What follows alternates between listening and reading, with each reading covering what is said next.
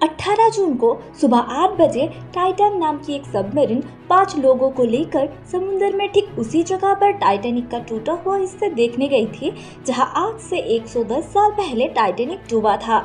ये वही टाइटैनिक है जिसे कभी न डूबने वाला जहाज कहा जाता था, लेकिन ये अप्रैल 1912 को बर्फ की चट्टानों से टकराकर डूब गया था और लगभग 1500 यात्रियों की मौत हो गई थी।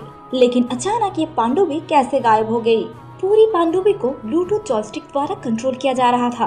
सुबह 9:45 पर जब पनडुब्बी समुद्र के नीचे टाइटैनिक के मलबे के पास पहुंचे, तब कंट्रोल रूम से उनका संपर्क अचानक ही टूट गया।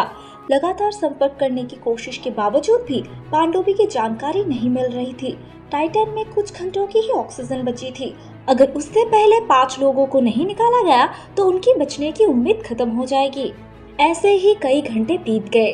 टाइटैनिक के मलबे को देखने के लिए जो 5 लोग पानी के अंदर गए थे, वो लोग दोपहर 3 बजे तक फिर से सतह पर आने वाले थे, लेकिन ये पनडुब्बी टाइटन समय पर नहीं लौट आए। इसके बाद 2 घंटे 40 मिनट और बीत गए। फिर ये समझ आया कि इस टाइटैनिक पनडुब्बी की कम्युनिकेशन टेक्नोलॉजी के साथ ही साथ नेविगेशन टेक्नोलॉजी भी खराब हो गई है, जिसके कारण ये अब समुद्र से ऊपर आने में सक्षम नहीं है। फिर शाम 5:40 से रेस्क्यू टीम टाइटन की तलाश शुरू किया। लगातार 4 दिनों की खोज के बाद आखिर टाइटन पनडुब्बी मिल गई, लेकिन टुकड़ों टुकड़ों में टूट गई थी और वो 5 अरबपति भी अब जीवित नहीं है। लेकिन अब ये सवाल उठता है कि इतनी डेवलप्ड टेक्नोलॉजी के होने के बावजूद भी पनडुब्बी टाइटन के साथ ये दुर्घटना कैसे हुआ? क्या टाइटैनिक का मालवा शापित है? क्या राज छुपे हैं इसके पीछे? आपको जानकर हैरानी होगी कि इस पनडुब्बी को कंट्रोल करने के लिए एक बेहद सस्ते जॉयस्टिक का इस्तेमाल किया गया था। जिस पनडुब्बी का टिकट 3 करोड़ रुपए है, उसमें सुरक्षा को लेकर इतनी लापरवाही क्यों? अब सवाल ये है कि क्या ये हादसा था या फिर कोई बड़ी साजिश थी, क्योंकि इस यात्रा पर जाने वालों में से 5 लोग अरबपति था। इस पनडुब्बी को बनाने वाले कंपनी ओशन गेट का सीईओ भी ये यात्रा कर रहा था। आज के इस वीडियो में मैं आसानी से समझाने की कोशिश करूंगी कि टाइटन पनडुब्बी के साथ क्या हुआ था, ये क्यों डूबा, तो इस वीडियो को अंत तक देखना। दोस्तों, 1997 में टाइटैनिक मूवी रिलीज होने के बाद टाइटैनिक की कहानी पूरी दुनिया के सामने आई। इसके बाद टाइटैनिक की मलबे को देखने के लिए लोगों की दिलचस्पी बढ़ गई। इन्हीं लक्ष्य के साथ 2009 में ओशन गेट नाम की कंपनी बनाई गई, जिन्होंने $2.5 लाख में यात्रियों को समुद्र की गहराइयों में टाइटैनिक के मलबे तक जाना शुरू किया। इतना पैसा खर्च करके अमीरों के अलावा और कोई भी नहीं जा सकता था। अब जानिए पनडुब्बी कैसे डूबे। दोस्तों, जब कोई पनडुब्बी पानी के अंदर जाते हैं तो पनडुब्बी पर पानी का काफी दबाव पड़ते हैं। इस दबाव को सहने के लिए पनडुब्बियों को कठोर मेटल टाइटेनियम से बनाया जाता है, लेकिन ओशन गेट कंपनी ने पनडुब्बी को बनाने के लिए टाइटेनियम के साथ साथ कार्बन फाइबर का भी इस्तेमाल किया। हालांकि जब कार्बन फाइबर पर अत्यधिक दबाव डाला जाता है तो यह तुरंत टूट जाता है।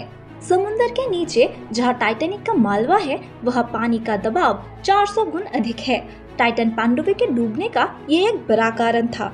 साइंटिस्ट का दावा है कि जैसे ही पनडुब्बी डूबे, उस समय इतना दबाव पड़ा कि पनडुब्बी में सवार 5 यात्रियों की 9.2 माइक्रोसेकंड में मौत हो गई। अब ये सवाल है कि ये पनडुब्बी पहले भी कई बार सफर कर चुकी है, तो इस बार ये हादसा क्यों हुआ? 2018 में मेरीन टेक्नोलॉजी सोसाइटी नाम की एक संस्था ने कहा था, इस पनडुब्बी का डिजाइन ऐसा नहीं है कि यह समुद्र में इतनी गहराइयों तक जा सके।